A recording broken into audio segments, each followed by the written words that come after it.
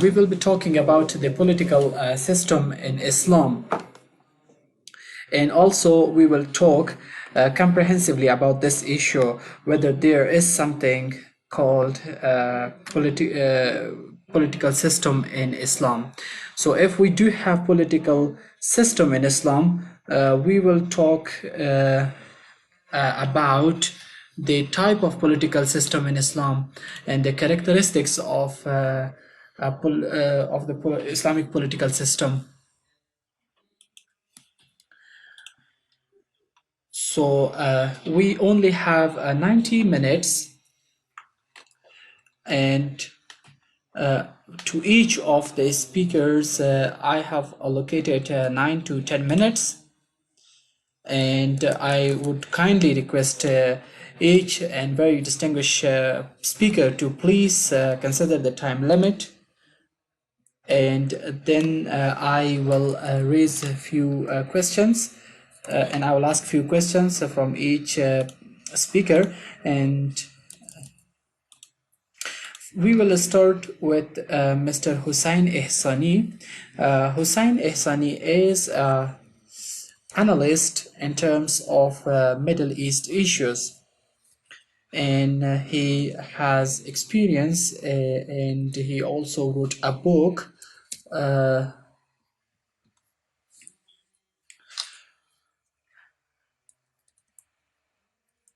Mr. Hussein Ihsani, about tell me exactly about the relationship between Islam and politics.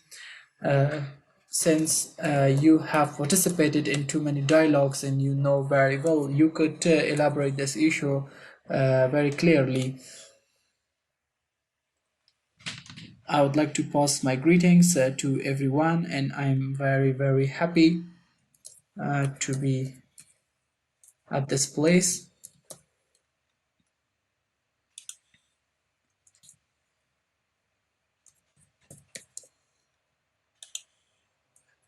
I will talk about the issues related to Islam and also political system in Islam.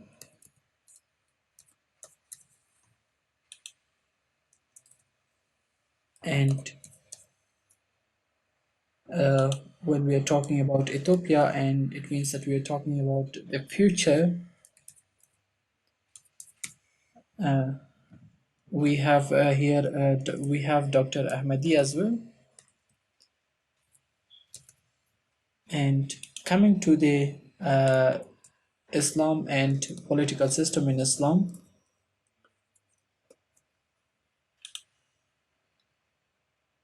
so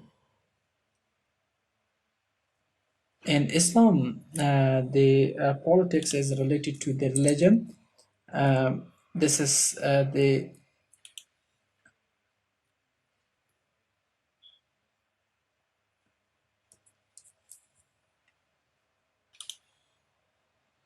so I mean, even in the Christianity, this is the same thing. Like the Pope is responsible for a lot of issues, both religious and non-religious issues. Uh,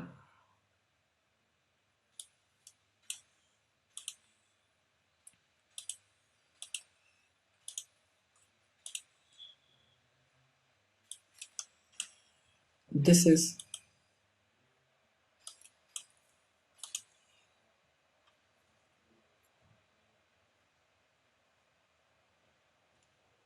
an important topic to talk about, because in Islamic, if we look at Islam, so we find out that the religion and the practices, and also at the same time the way of living and uh, the way of leading a community, the types of leading, all of them are like sort of together in Islam. Uh, in Islam,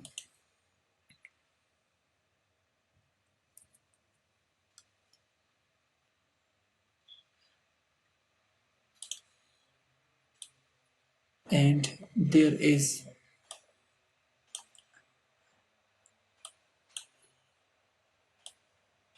And Islam is not totally like Christianity.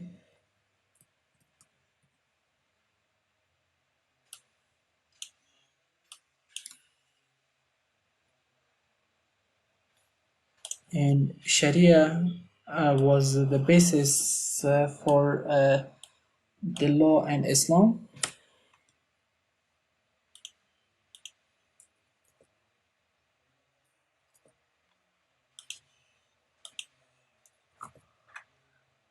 So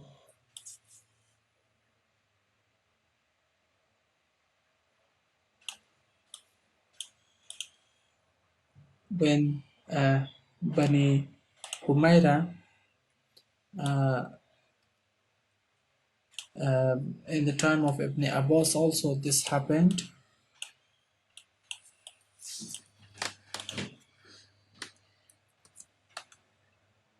that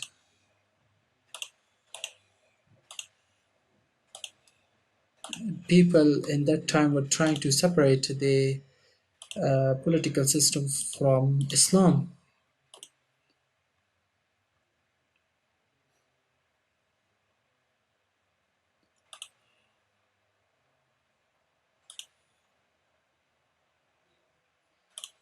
So uh, after the collapse of the Osmani Caliphate,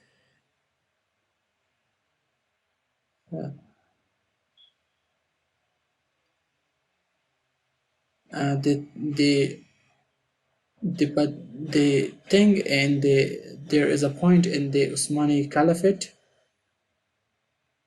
uh, and in that caliphate as well, there were a number of people who were copying things or from West.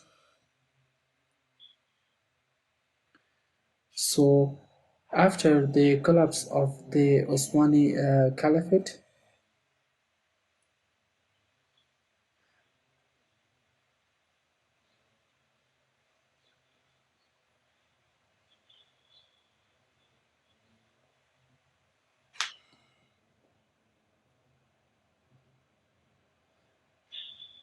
the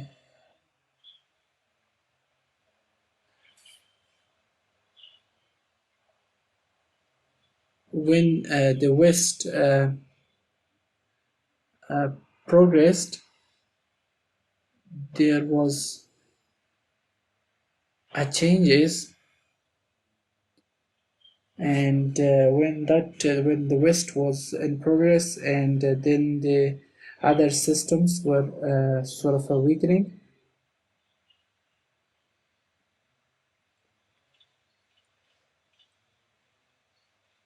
and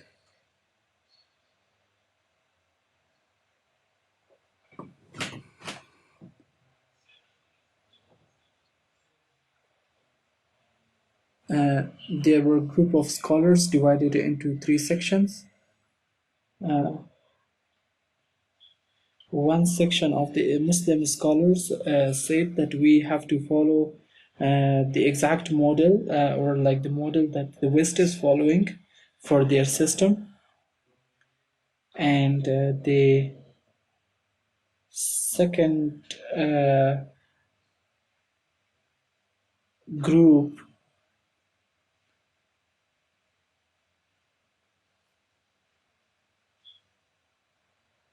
were focusing mainly on the Islamic scriptures and also on the history of Islam to sort of ignore the points that are added which are like not legally in which are not, like not in Islam, but it's sort of said to be related to the Islam. The second group said that we have to follow the main scriptures and should align our system according to that. So when the caliphate scattered,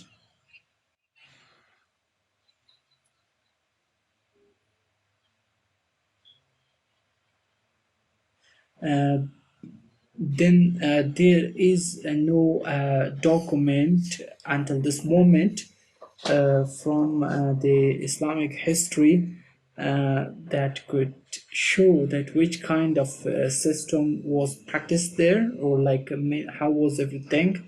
Even in Quran, the holy book, it is not clear. Like some of the issues are mentioned, but not in details. And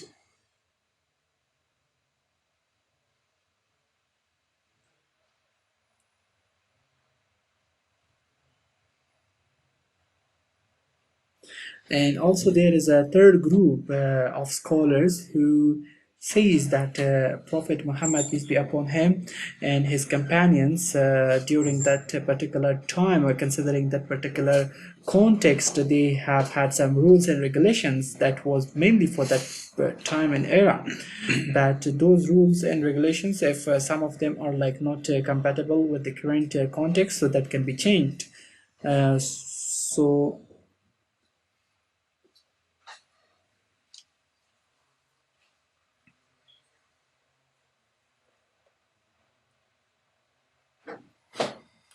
so the scholars had scholars had difference of opinions in terms of hadith, not Quran.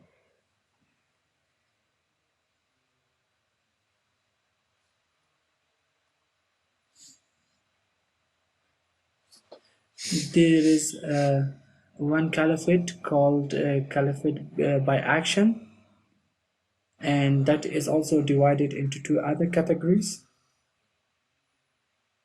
But overall, I mean, the leadership in caliphate is something that has been always there in Islamic system.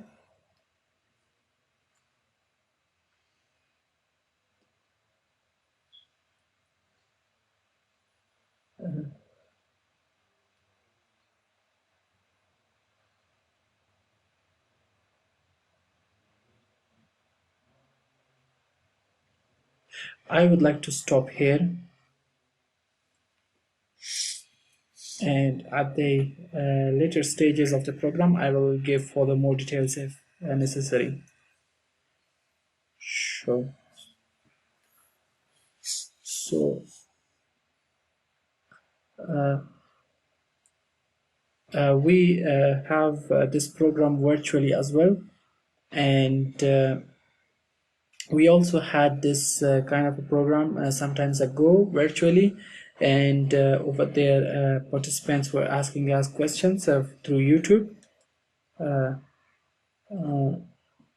thing is that we had a comprehensive discussion sometimes ago, and we get to this point that in Islam we have values, not like the entire thing. So we have like the values in Islam.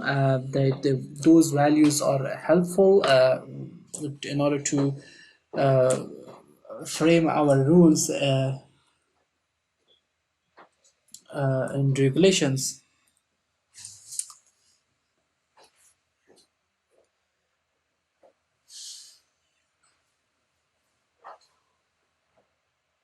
So today we will talk with Mr. Ahmadi as well, who is a member of the negotiating team with the Taliban. And Mr. Ahmadi will also tell us about the political system in Islam. Mr. Ahmadi, we are waiting for your remarks. In the name of Allah, entirely merciful, specially merciful, I would like to pass my greetings to you and all distinguished viewers. You mentioned, you talked about a very good topic.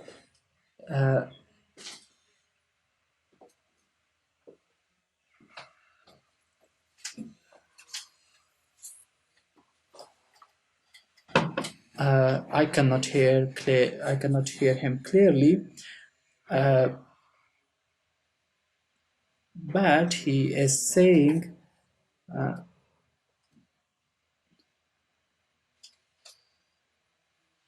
He is, I think, saying that there is a political system in Islam, and but the political system of Islam was according to the realities of the time. For example,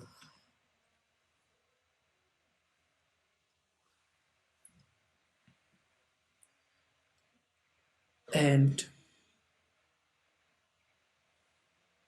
it was mainly a kind of a system that was there to create effectiveness and to prevent problems. And as it was mentioned earlier, the Islamic system or the Islamic political system is mainly it's comprised of the values.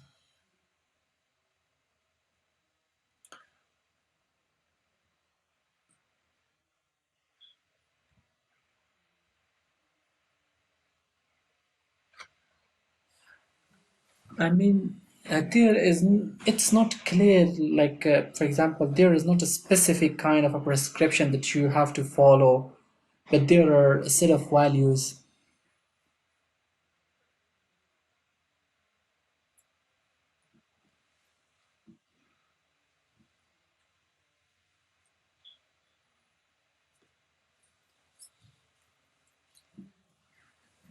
So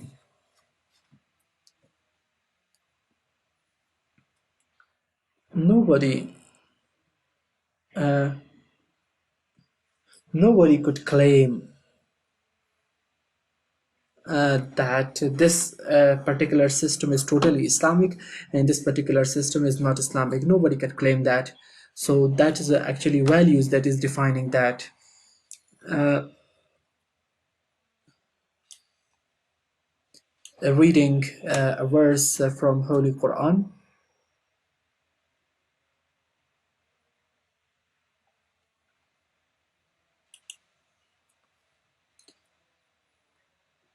According to the holy book Quran Kareem, Muslims are responsible, or Muslims are obliged to follow Quran and Hadith.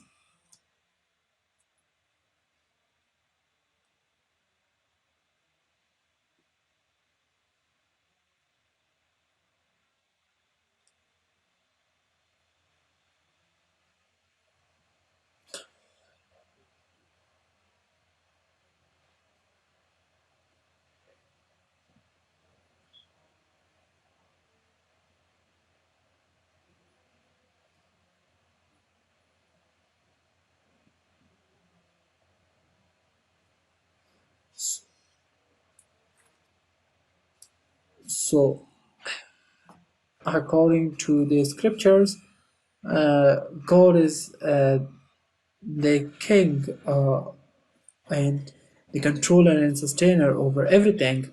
So, and He laid values to us to follow that and to stick to that.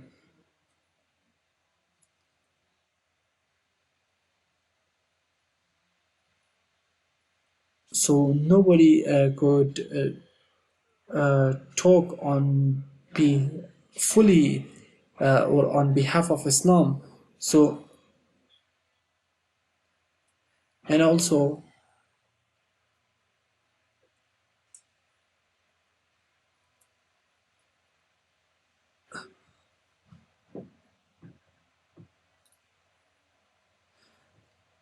I cannot hear his voice clearly.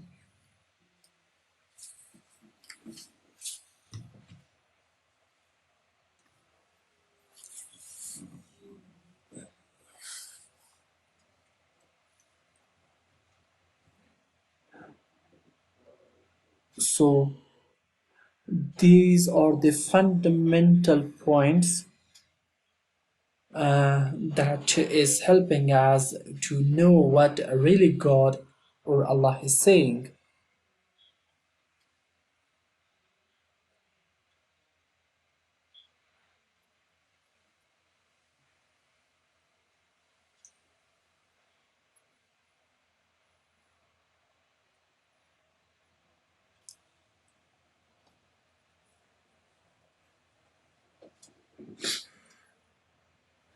So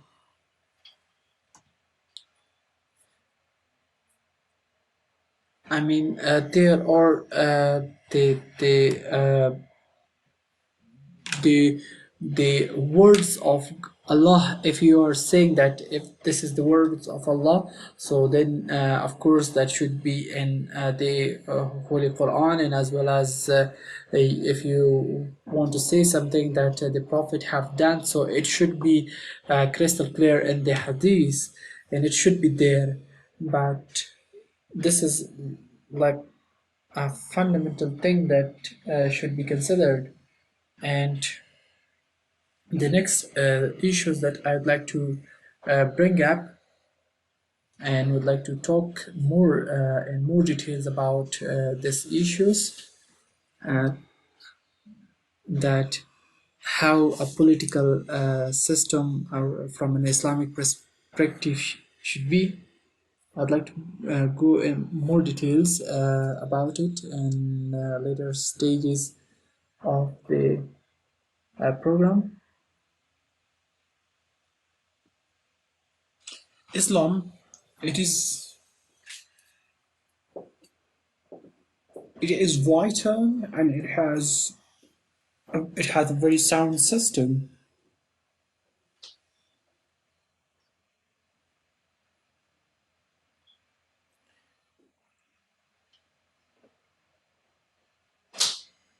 And according to Islam, the system should be based on consultation. Like in every phase and in every place, you should ask for consultations. And according to Quran and Hadith, we have a sequence of values.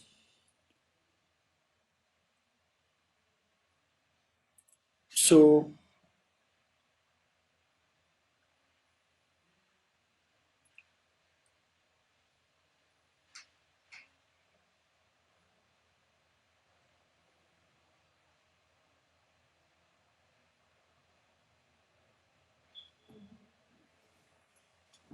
So we have fundamental values actually according to Islam, and we have to observe those values. And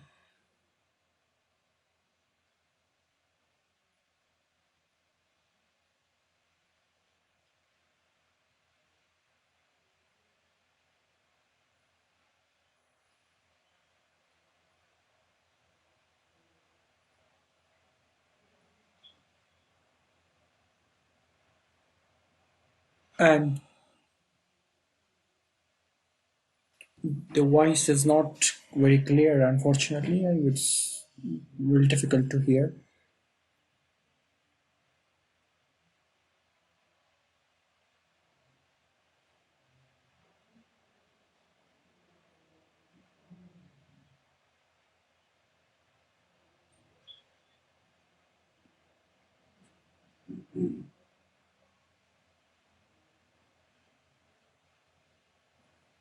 From Islamic perspective, conflict is completely illegal,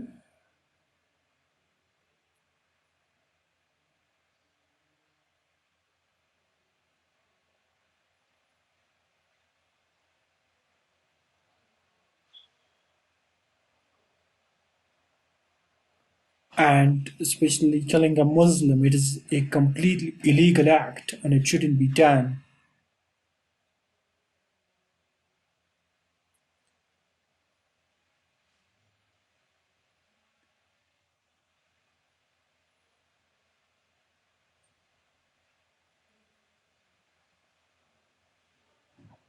So,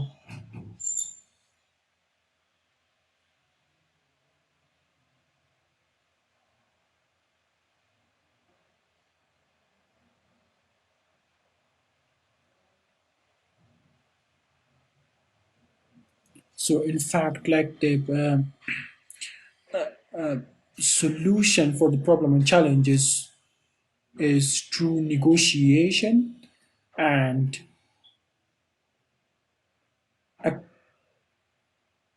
like if there is any difference, so it should be sorted out through negotiation and discussions. And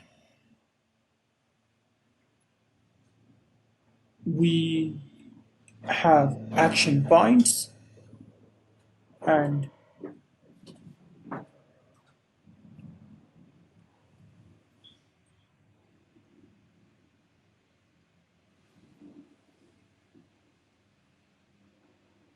and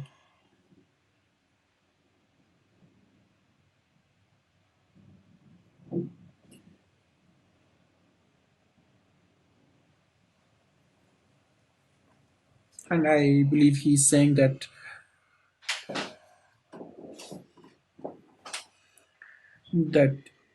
like by force we cannot do anything, and force to be used only if needed. So according to a need,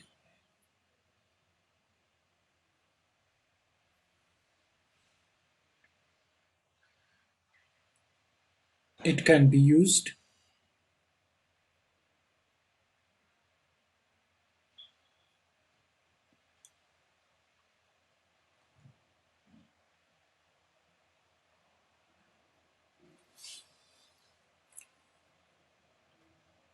Uh,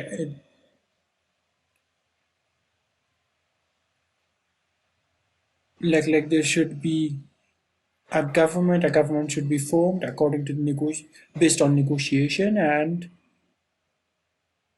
it should be based on a peaceful way. A government should be formed based on a peaceful way, and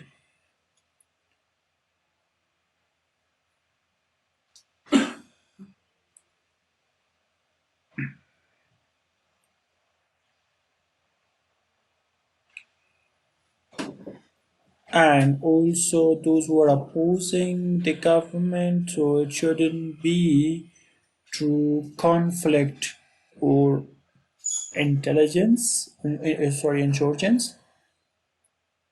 And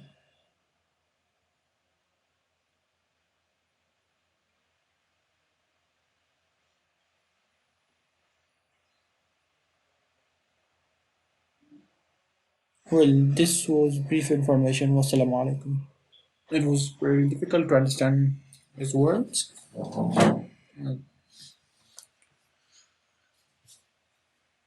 Well, thank you so much. In fact, I'm really so much pleased that we have good members in the negotiation team. Well, now, if respected sir, if we talk about the main characteristic of Islamic system to us,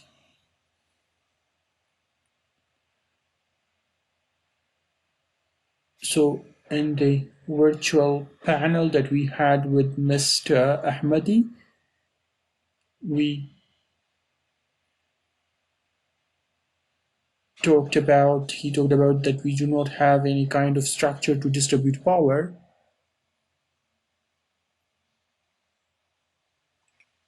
We do not have anything under the name of structure in the Islamic system. And now I specifically want to ask that do we have any specific formula for Islamic system in the name of Almighty Allah? Greetings to you and respected audience. Before I start talking about as the first question that whether Islam has a political system, political structure or not. Has it been defined or not? Well, yesterday respected guests, they had talked about the Islamic structure. Yes, Islam has a political structure. So there's Actually, there are two different words: political system and also political structure. So Islam has political system, and political structure is something different. In the political system, we have two main characteristics, and one, that we have an obedience kind of system in Islam or not. The research I have done based on Quran,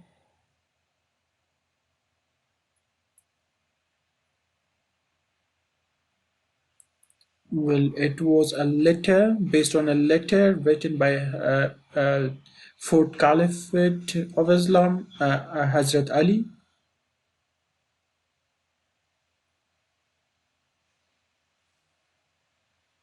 So he has specific visions because,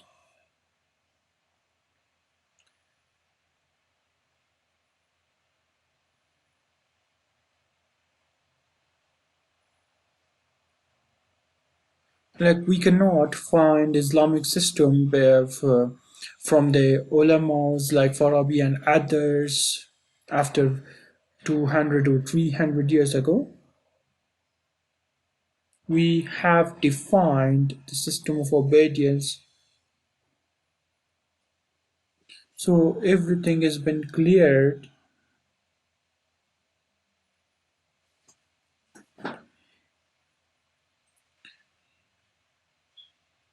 Or for instance, the charter that Prophet signed in Medina. So here it is clearly mentioned that that if there is conflict between Muslims, so then it is obligatory on all Muslims that they should refer to Prophet. So if there is any conflict happening between Muslims, so then they should uh, uh, act according to the Hadith and also Quran.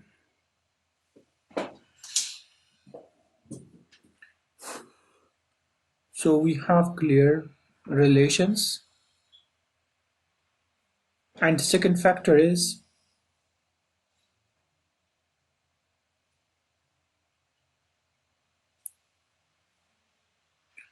we have lots of collections.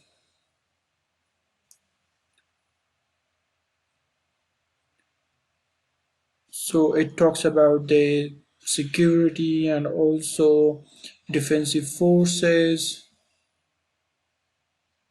So for instance, it says that you should not rely on criminals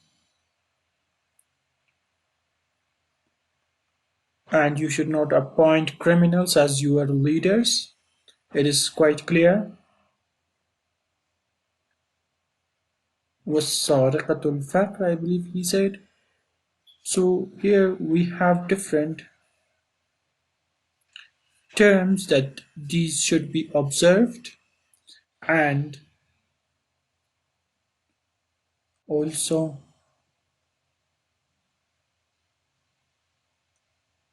and there are some certain things that we should consider. So here we have a verse. So it clearly says that in Islam we have a political system. Political system, it is the collection of different dimensions of life, that it this is the according to the first question.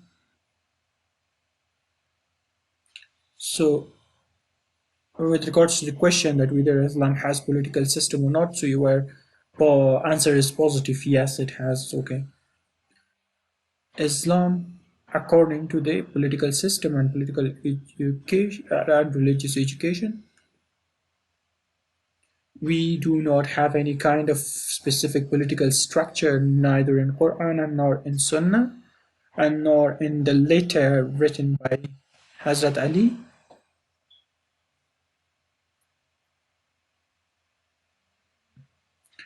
Experience shows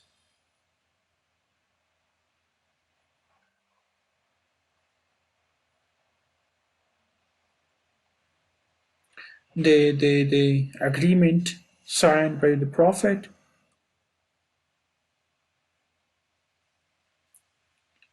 So the relations which is defined there, we have access to it, and also ethnicities, for instance, have been mentioned, and saying all the ethnicities, ethnic groups have been mentioned, was mentioned there,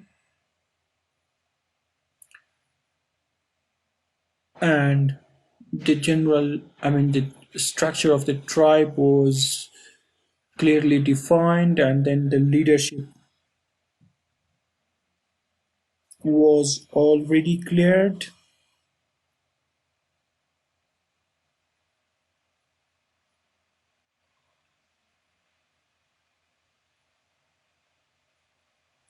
For instance, I mean, structure is like if there is a tribe, so it's the tribe leader, the tribe elder is the tribe leader should lead the tribe. So this is a kind of structure.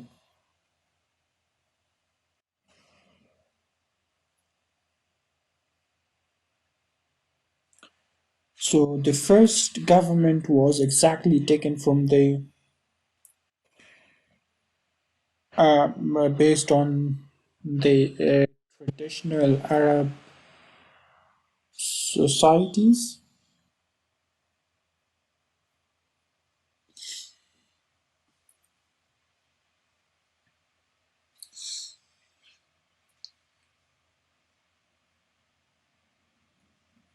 So it has, for instance, clear positions for everyone,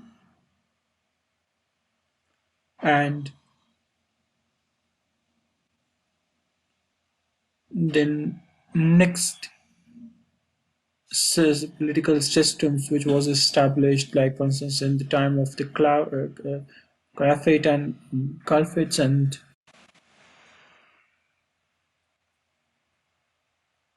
for instance we have the government of Rome, government of Fars, the Persian governments. So it has experience, for instance, how was their structures, government structures, and so this was a kind of structure which were formed on that time.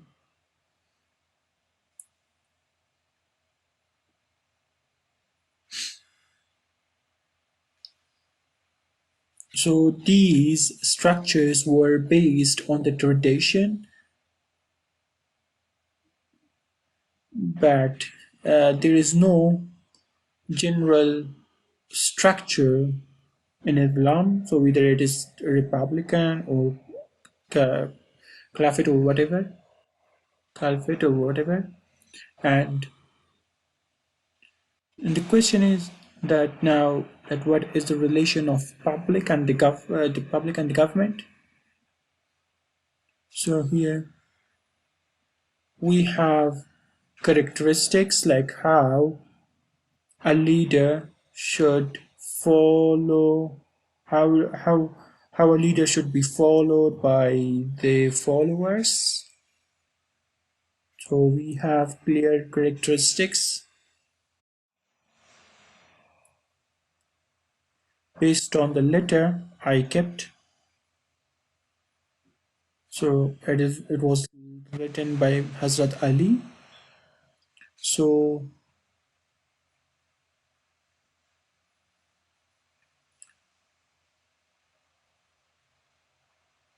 in one sentence, if I could wrap it up, I can say that the Islamic system, it is justice oriented system, and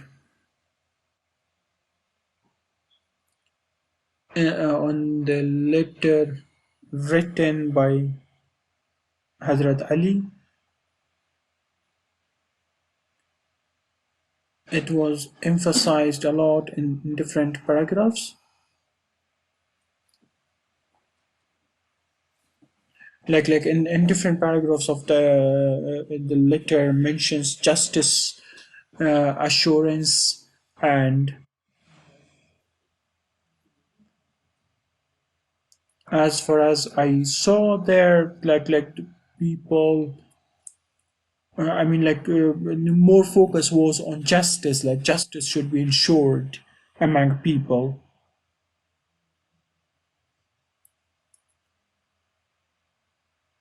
and and if we uh, see the document properly, so that it doesn't talk about sides, like which sides. No, no, it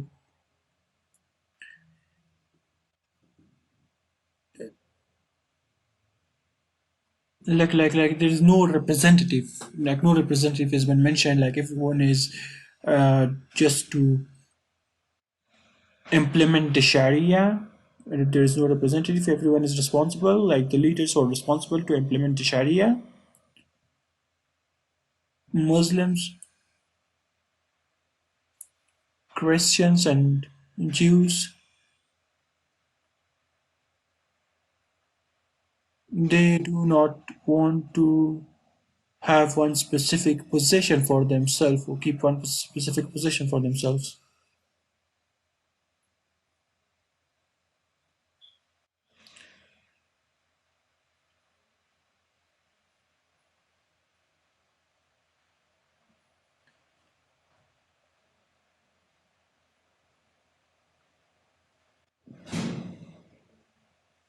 And also, in the agreement of Medina, it is clearly mentioned that all people are the same, like they are the same ummah.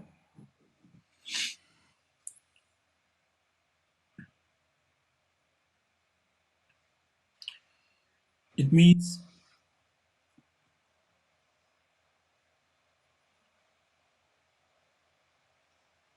like ummahs are all the same. Like it doesn't matter. Those who have the same beliefs, they consider to be the same ummah. Thank you.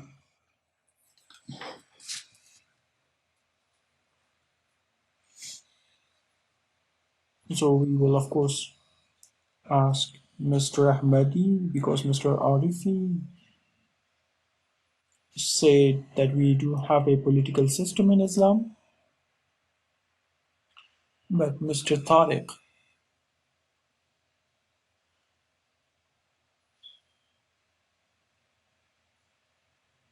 is saying that it is said that it is not good for me. Like our guest from Kabul, they do not talk first, and I start talking first. Well, now, for instance, Taliban, they are clearly saying that we want to implement the Sharia, and that's why they are continuing fighting. So, Sharia implementation. So, we want to understand your opinion with regards to the implementation of the Sharia. In the name of Almighty Allah, the most merciful, the most compassionate. Greetings. Thank you so much from all those who have organized this great meeting. Well, due to time restrictions, we cannot explain the proper issue or the proper topic, but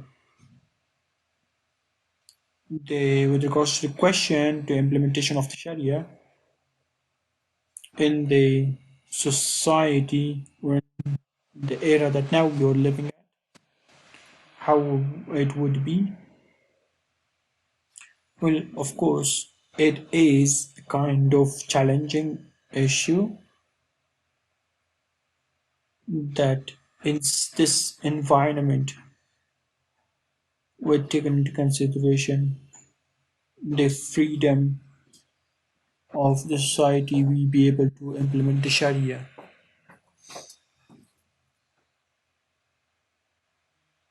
So now it is like a kind of open environment for the seculars to uh, uh, uh, threaten the implementation of the Sharia or show a strong reaction. Though Taliban they are not from Salaf, but they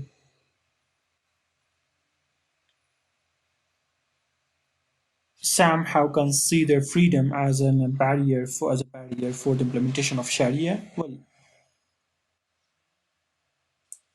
such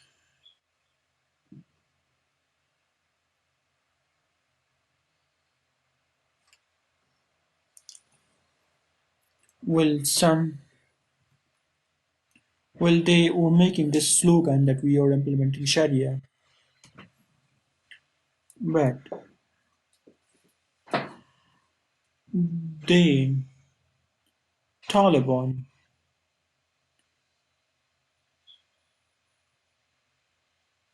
they were forcing people to offer prayer, and also they ban, for instance, music stuff and other things. So of course these kind of actions,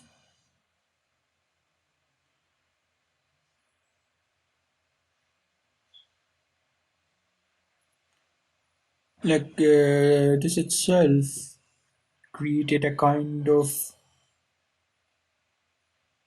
um, uh, scared among people. Like people they think that it will deprive us from our freedom.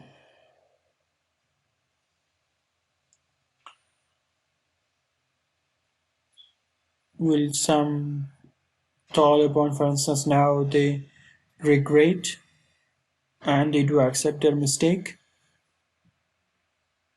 It is a good sign, but I can come and talk about Quran and Kareem, that what does it say about the implementation of the Sharia?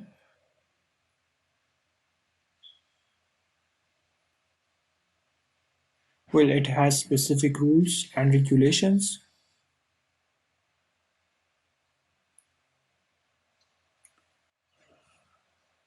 Well,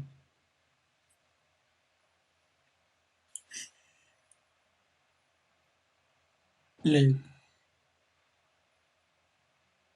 we will come, like if we see we will come to Quran. In Quran, there is only one term of Sharia used in Surah Josiah, um, chapter 18. ثم جعلناك على شريعة. So this is the verse. ولا تتبع. So this Sharia word which is used here, so its interpretation by Ibn Jalil saying that it has the Sharia means religion here.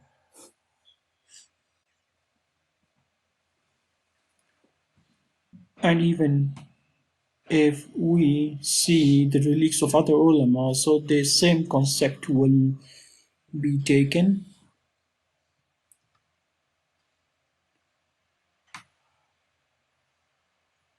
They had a broader picture, they had a broader imagination with regards to this. So the greater ulamas,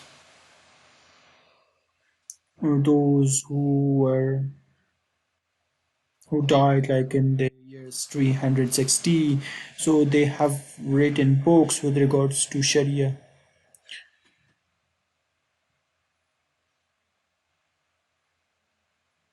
if I mean the name of the books or Sharia, but when you read those books that were written in the year 360, you will not even find a single rule of Sharia there. And also, if you go to another book of the later ulamas,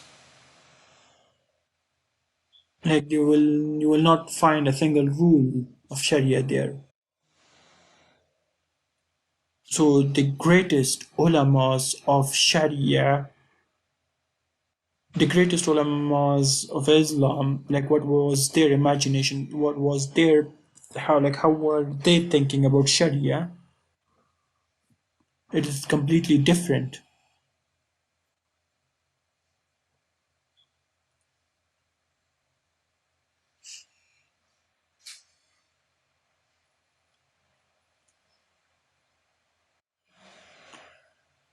Well, it is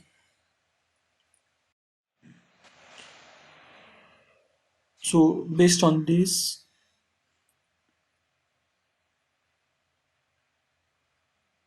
the concept of Sharia, of what they are trying to implement with what its originally meaning is, it's completely different.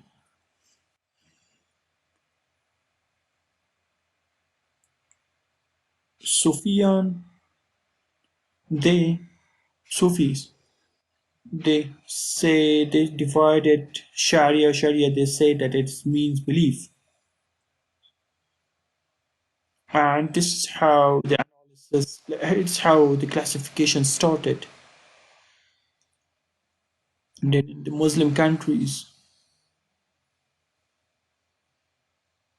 for uh, other criminal laws of Islam, for instance, like cutting hands,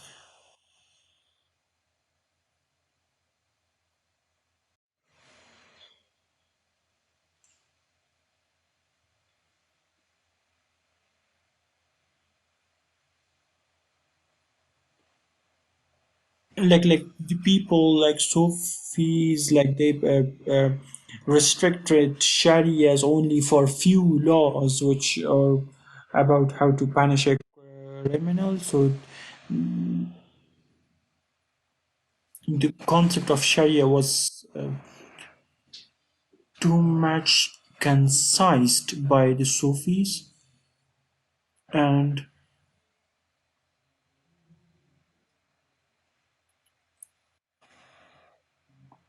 then they say that we have to restore the Sharia again.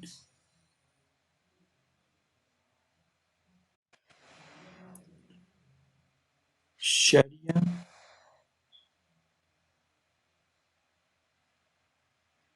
has rules and regulations, and also, for instance, in during the colonization, you may know that like fast prayer and other things, they were people were observing these things, but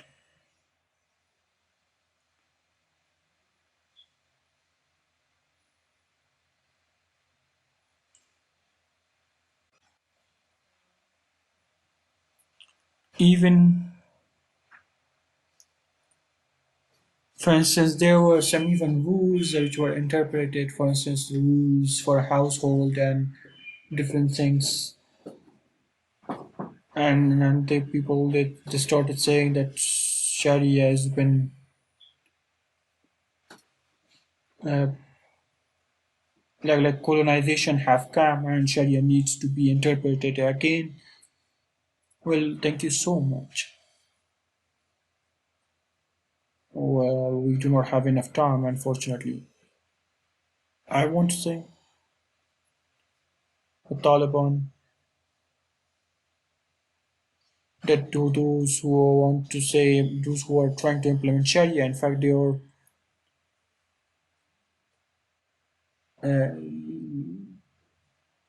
they are like extremists. They are forcing people to offer pray and fast and go to masjid.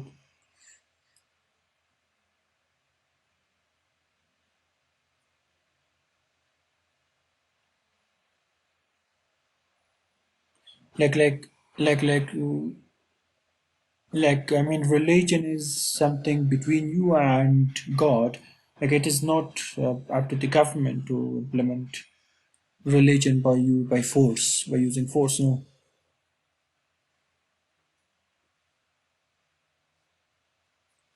like extremism should not be used. Like even there were people that they were forced to offer prayer, but they did not have ablution. So this was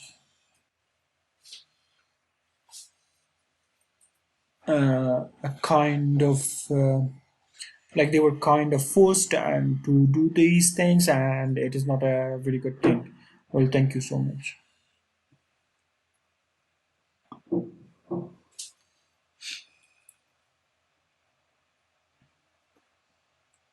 And also democracy.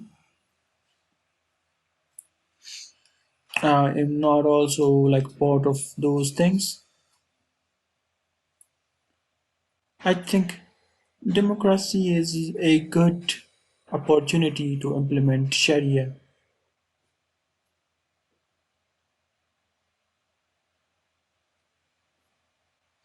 and also at the end that Islamic Ummah should first of all understand the interpretation of Sharia and then they should implement the Sharia.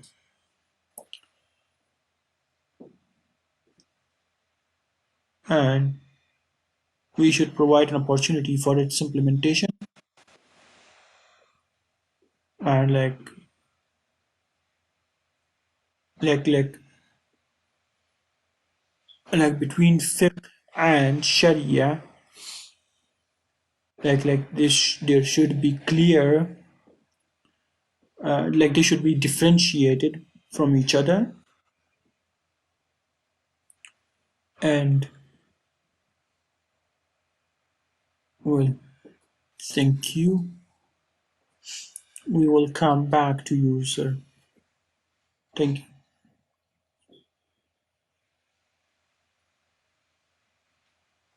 So we will go with Mr. Ehsani.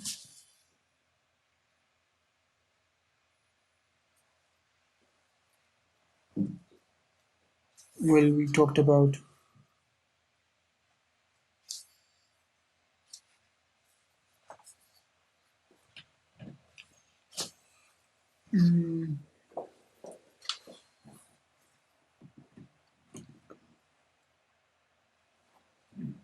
Uh, uh, so the situation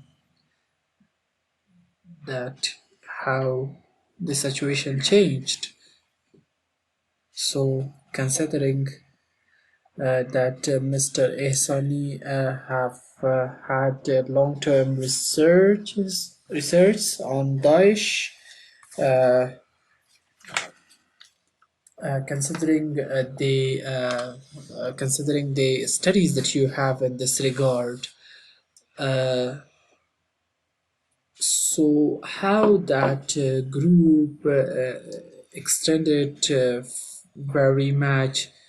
So this, if you could respond to this question, this will be very great. Thank you so much.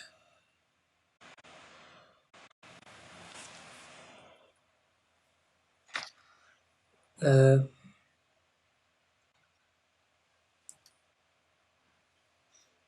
so what happened? You know all the details.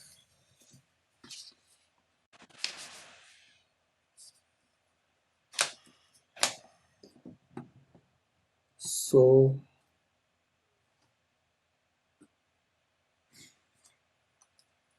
Daesh, they when in Iraq they started their activities.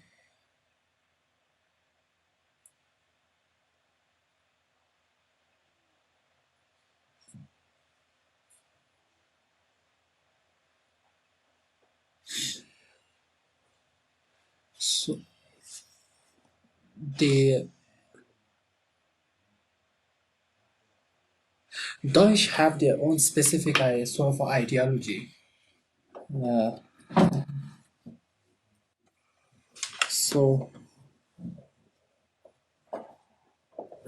they are just trying to extend the extremism and spread the extremism.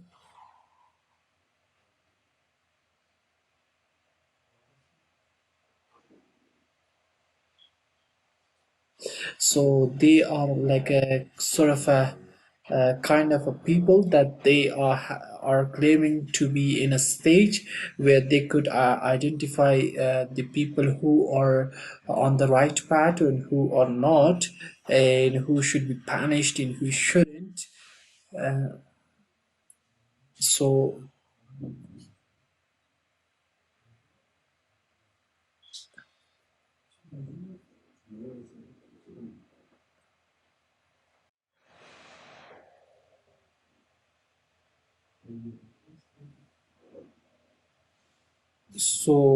for example, there is jihad in Islam, but the Daesh is taking this word to totally a different level, and they are considering jihad as a top priority for themselves.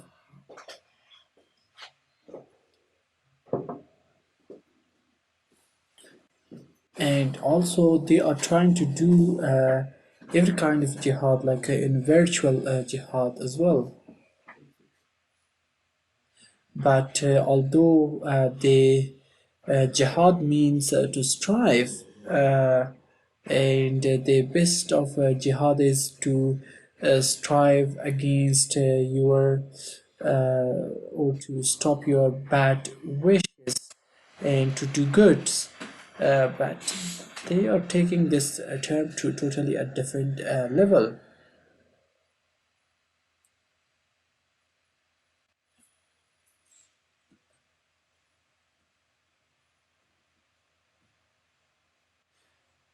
For example, Daesh, they are saying that God descended Prophet Muhammad, peace be upon him, with a sword, and telling him to go and kill everyone who is not worshipping one God. So this is the sort of a narration that they have.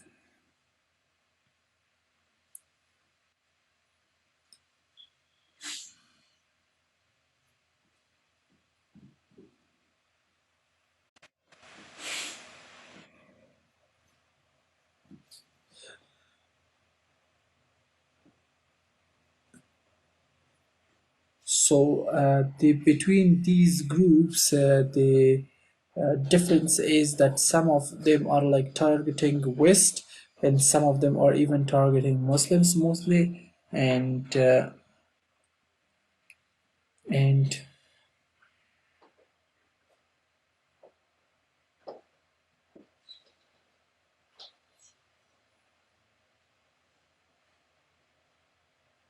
so they are having this kind of ideology that if anyone is opposing that, they are not considered Muslims by them, and they should be killed.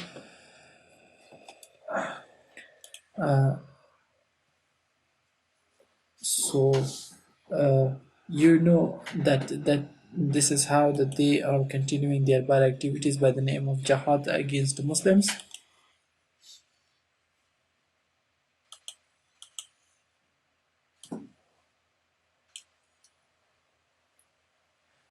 and they are trying to give that a legitimacy,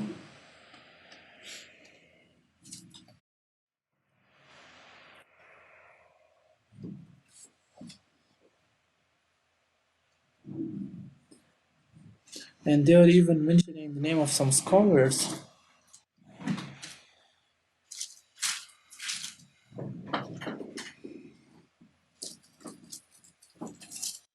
and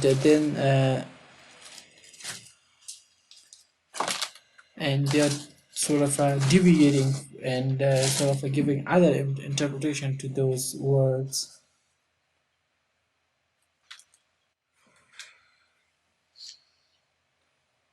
and there is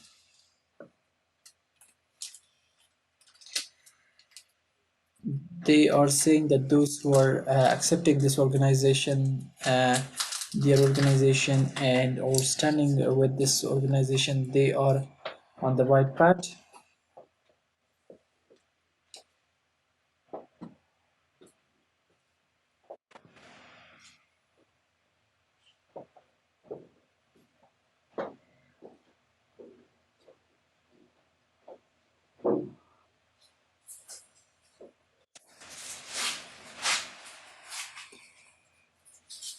So, oh, 1 minute more.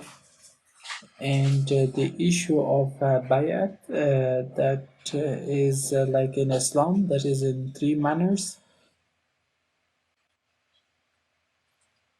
So it is like so, and al-Baghdadi, he had a different strategy for that.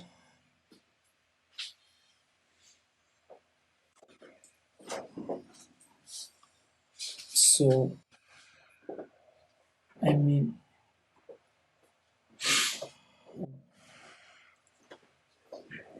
they are a political structure.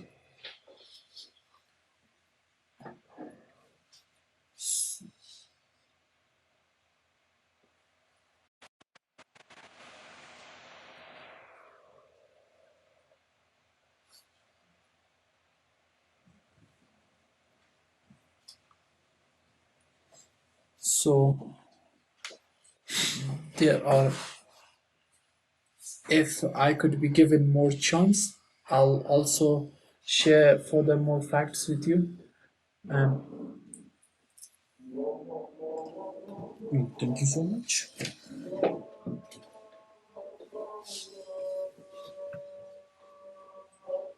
Well, it about Mr. Arifi that we do have political system, and he talked about two indicators, and he talked about the obedience,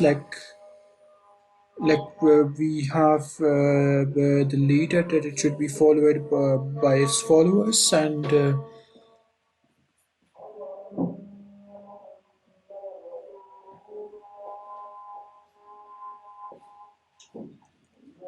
also you pointed out three methods, and you talked about the rules and regulations. So like there's one specific person should govern. So we want to have more clarification.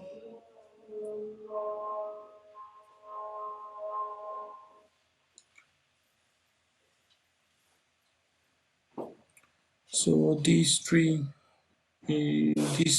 issues, what is your opinion about that? Mr. Amiri, we cannot hear.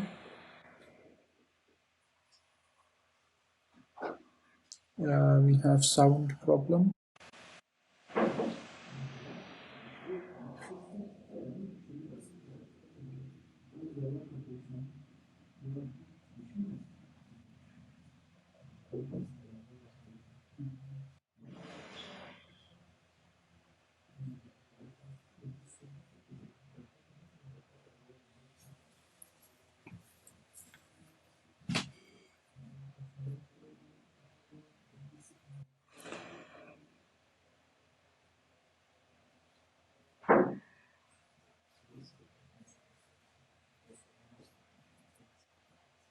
Well, I cannot hear.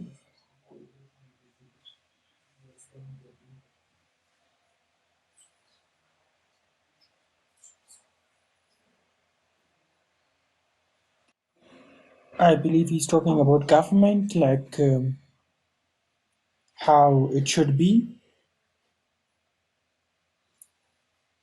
and he's saying, for instance,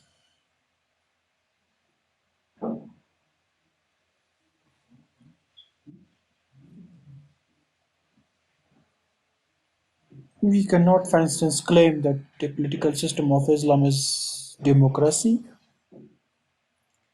No, neither caliphate or neither democracy or not democracy is political system of Islam.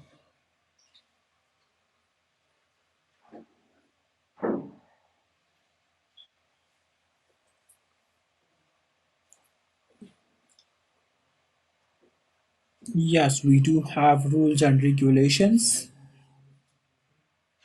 and the rules and regulations, it's so much clear, and we have rules, yes, it is clear.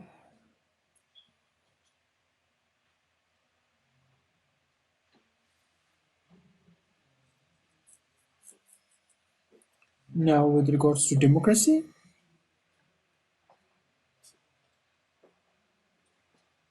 like we stress sing on Islam, so for instance we have Quran and Sunnah that it should be followed.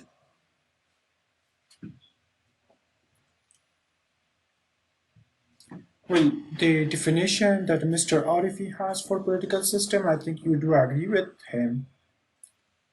No, I do agree with him, but it is not a definition.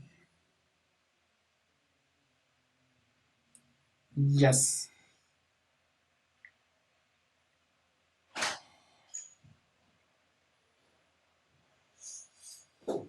like we have the best political system and structure, like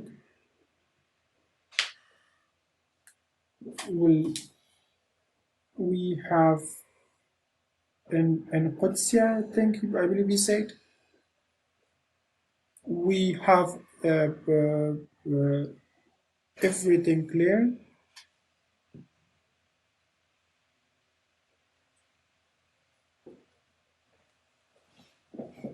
The point I pointed earlier, it was about consultations. Uh,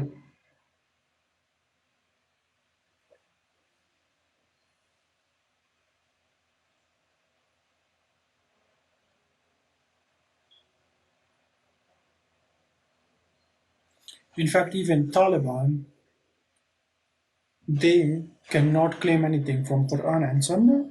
What they claim on that is on political fiqh, jurisprudence to say.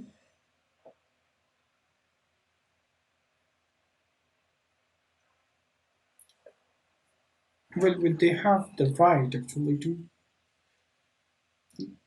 They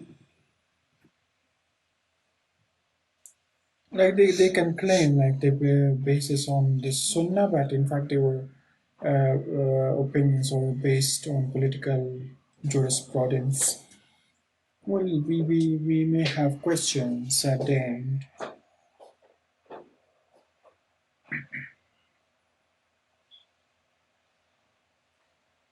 So, as position of Sharia and the laws of Afghanistan, so can you put light into that onto the law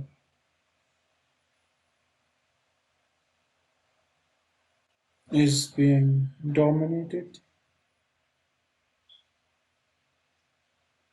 and like the dominant law has a specific place for the Sharia.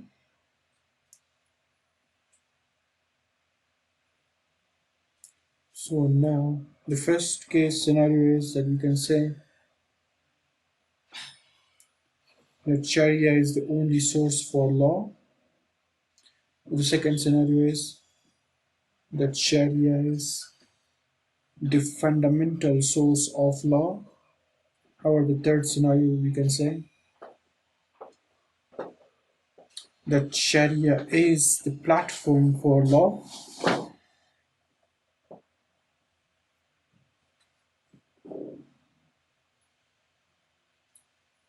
So the extremists always saying that Sharia is a law.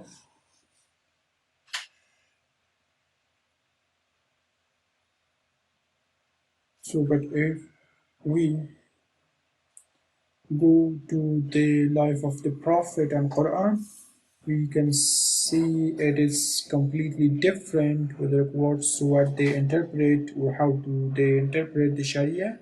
Sharia can be a platform of law, and over at the same time, Prophet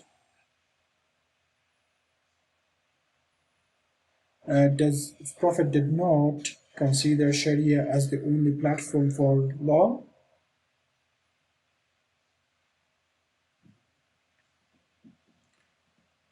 So now the second scenario is the fundamental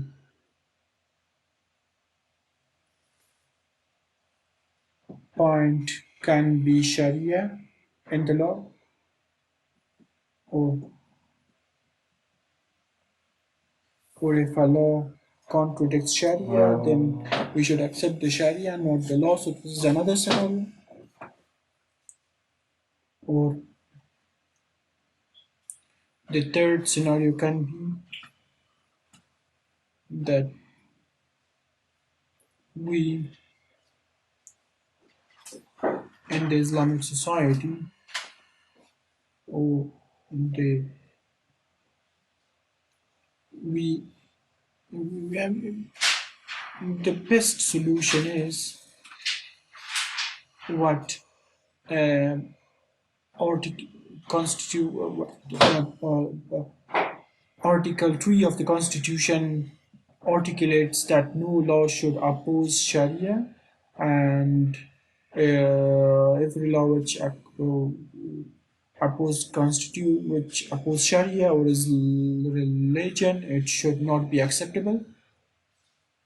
And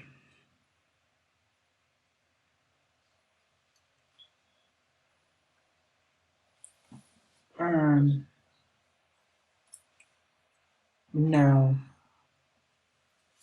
they have considered those issues, like in this country no law should oppose Sharia. Well, now when we are saying that no law should oppose Sharia, so here the environment is much clearer. We can, for instance,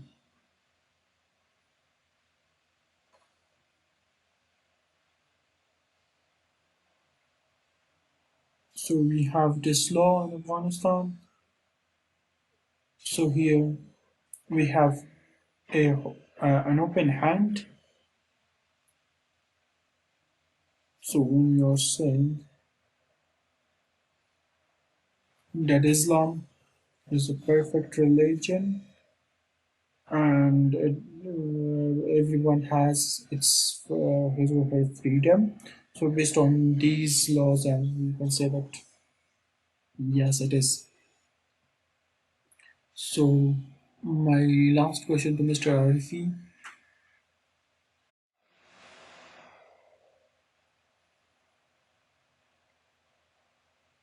you talked about obedience,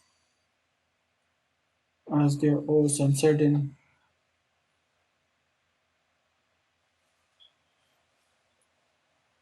issues that as a social contract.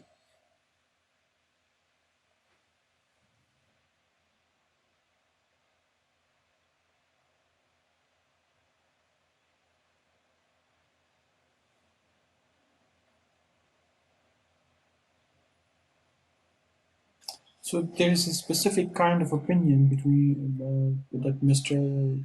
Abdul Raza, I believe he said.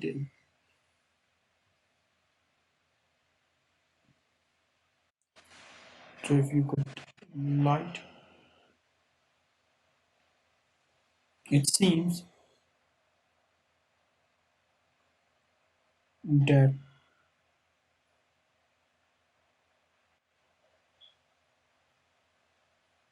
between Khilafat and also politics, and I mean nothing has been stressed upon.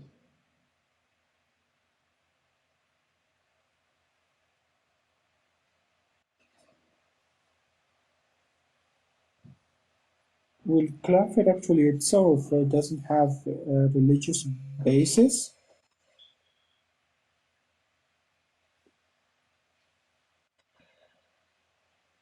Well, once again,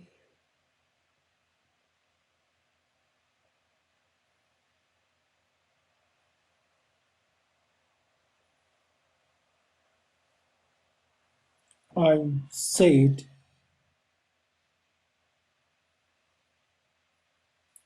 earlier, like when Allah orders him that you should order people to that they should obey Allah.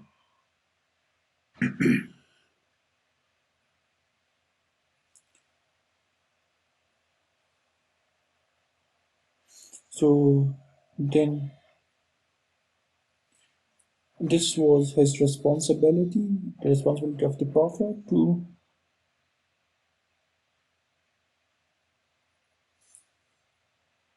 that he should have asked people to obey Allah the Almighty. Well, if well, in the name of Almighty Allah, thank you so much. My question is to Mr. Ahmadi and Mr. Tariq. Well, I mostly agree with Mr. Arifi.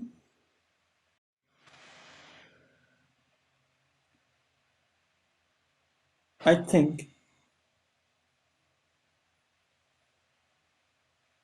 we we are mostly talking about anthropology. So if we study those things with regards to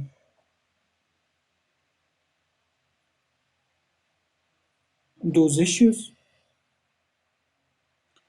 that if we see that whether human beings like the independent,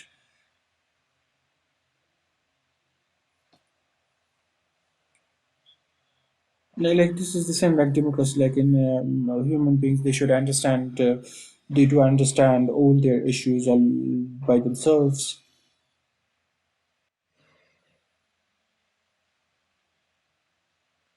So Sharia, so that Sharia is a source, like it is a source or the only source of law. So with regards to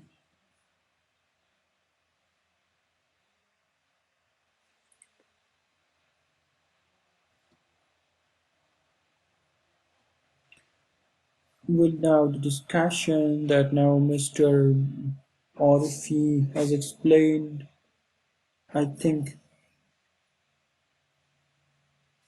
now if we follow the vision of Salafis and others, so it itself will take us to the extremism.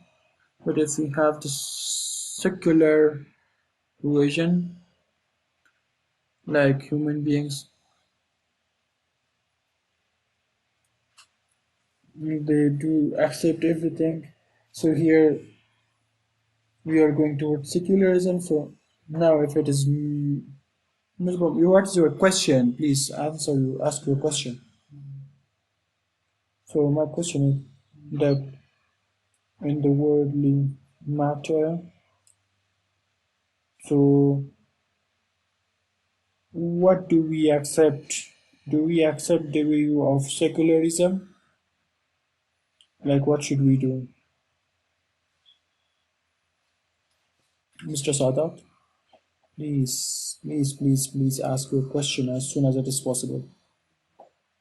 I have two questions from Mr. Arifi. You talked about justice in national charter. Well, as Khulafa Rashidin Abbasis, can we find that charter? Because we had a serious discussion at that time, and that was the violation of justice. So now, respected sir, how do you consider democratic system as the main source for the implementation of Sharia? Will you consider democracy to be the best solution for the implementation of Sharia? How is that? I have three questions. I will also observe gender. Well,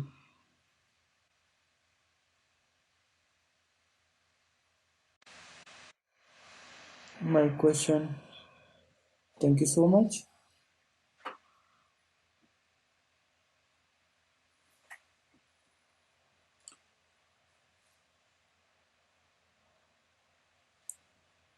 Mr. Nabil, you said that Islam, we also have seculars with us. We have freedom. Mr. Nabi,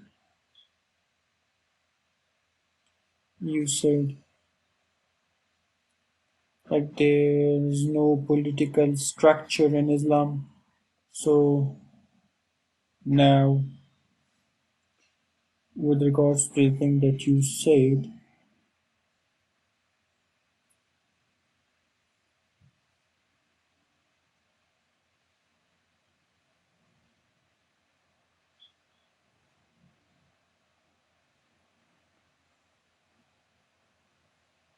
with regards to the ISIS, like they are extremists,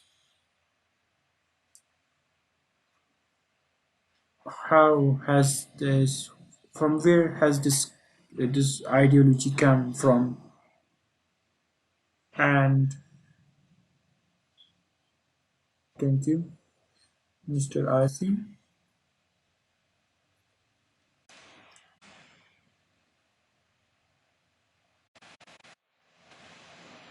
Well, thank you so much.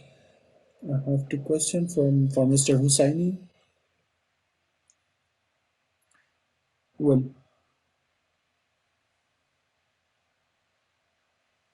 what are the characteristics for the definition of an Islamic structure? Like, what are the characteristics?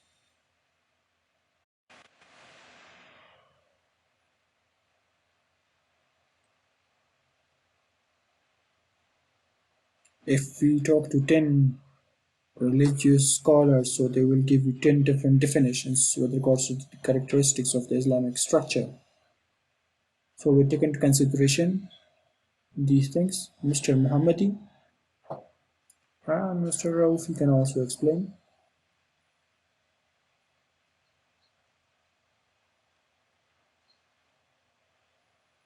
Yamin Ahmadi,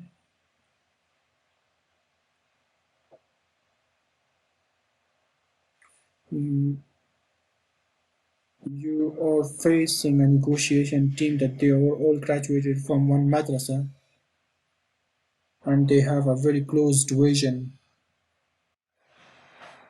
So now they so what are the common grounds that you have with Taliban?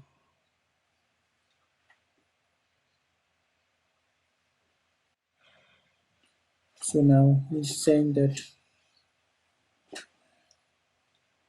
they, they are saying that we only want an Islamic model. So other models that they have, like what are the common grounds? What are the common grounds? Please do your best and finish it as soon as it is possible.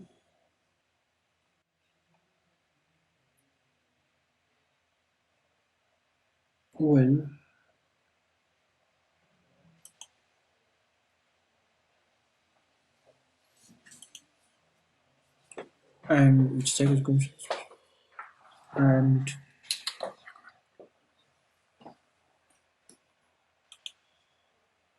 so now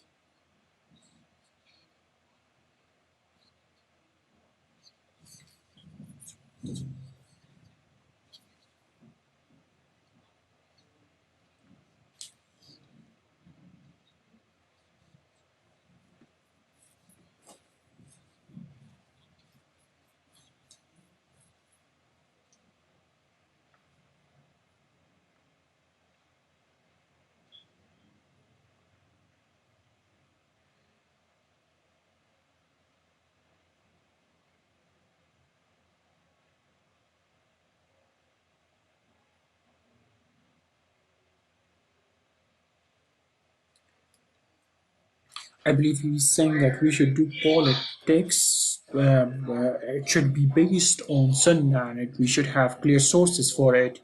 It shouldn't be based on the words of the religious scholars. No, it should be like based on some strong sources like Quran and Sunnah and saying of the Prophet. And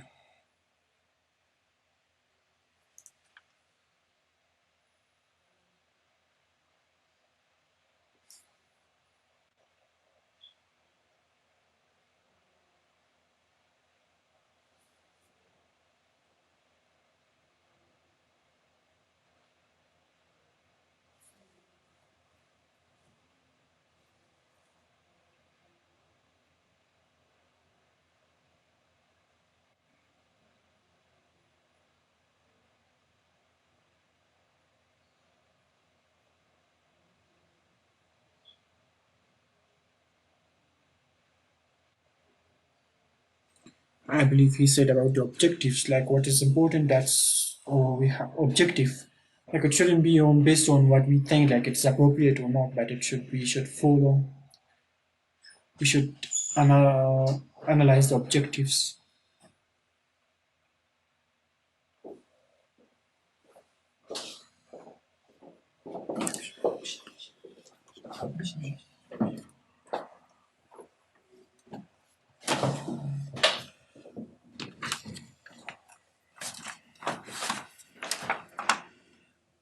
And also uh, the mechanisms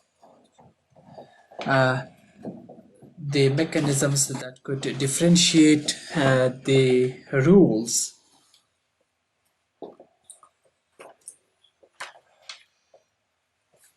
So if someone is trying to say something which is not right,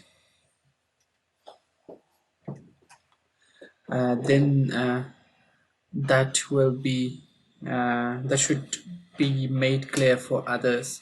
Thank you very much for clarification. Thank you very much. Uh,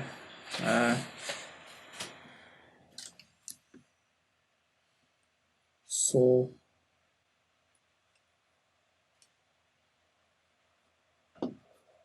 I mean, they are trying to give legitimacy at a very higher level to something which is very smaller at the from the religious perspective,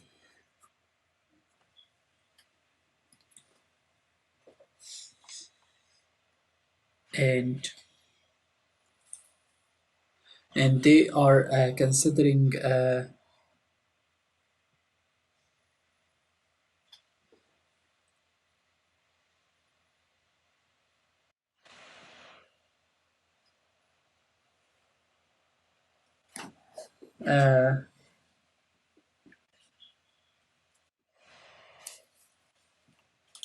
so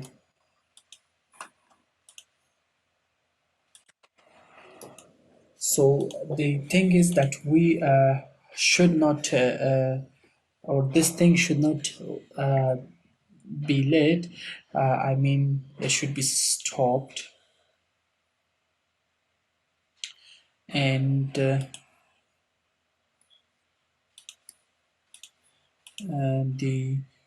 uh,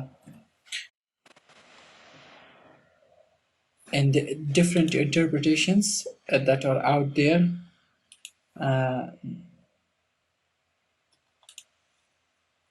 all of them, uh,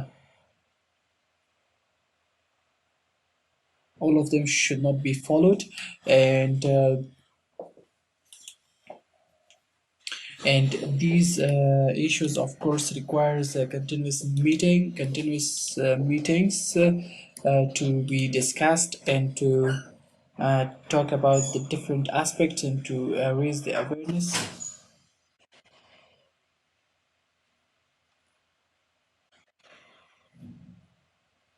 The only structure that could be successful,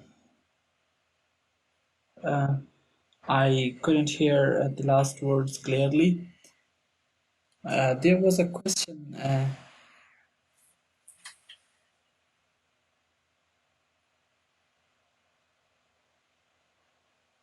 about the caliphate.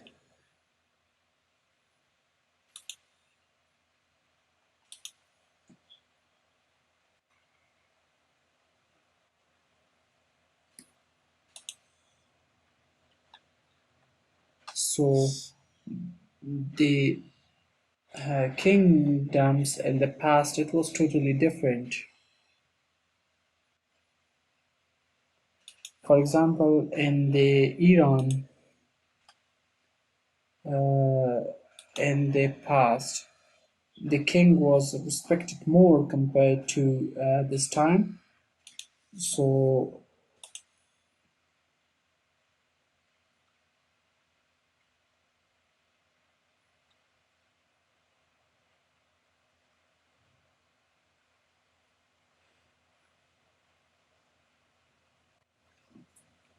and so, although in Islam everything is in a balanced manner, so uh, it's not that you, for example, do something beyond the limit.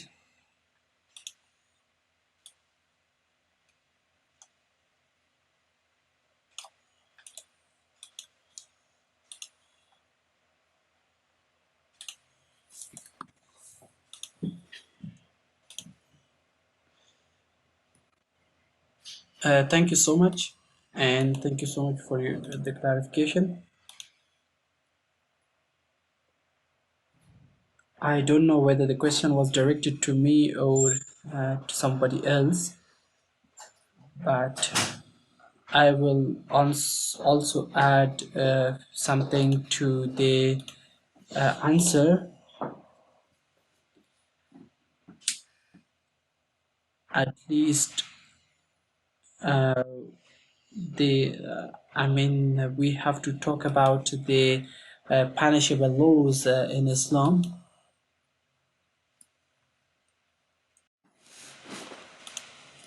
The punishable laws in Islam, that doesn't mean that everyone should implement those laws and regulations.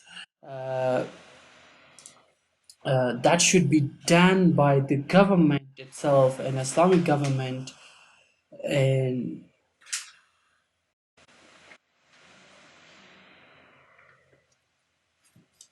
and uh, so I mean, when the government is according to the Islam, government is responsible for implementing the for implementing the penal code of Islam. So, how could people give themselves this authority to implement that? So,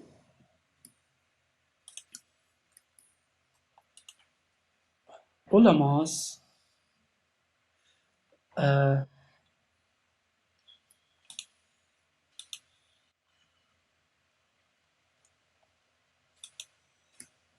the rule of the law is related to, yes, rule of the law is related to the government, and the people could only lobby for something, um, and so in Islam, we have the basis for the system, and the basis in Islam is the council, uh, and so council can, for example, import something from somewhere. It's not a problem in Islam. So I mean, most of the things are copied. Nobody is saying something. So uh, so I mean, uh, democracy in Islam as a tool can be used, but it is not acceptable as an ideology. So, I mean, if a community is using democratic values, they can use democratic values. Uh,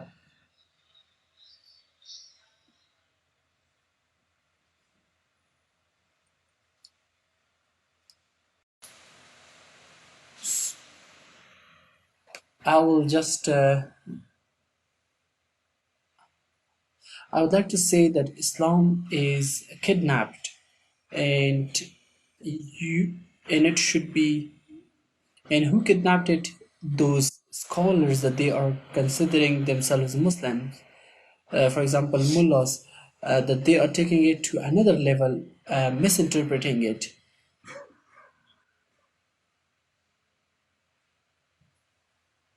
So if we cannot do it, that is our problem. So we have to refer back to the values, and and now we don't have time. Otherwise, I would have gone into the details of this issue.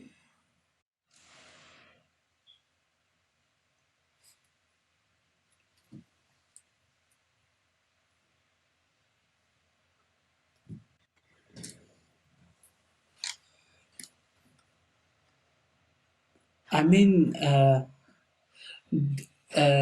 humans are uplifted because our God has given them mind, and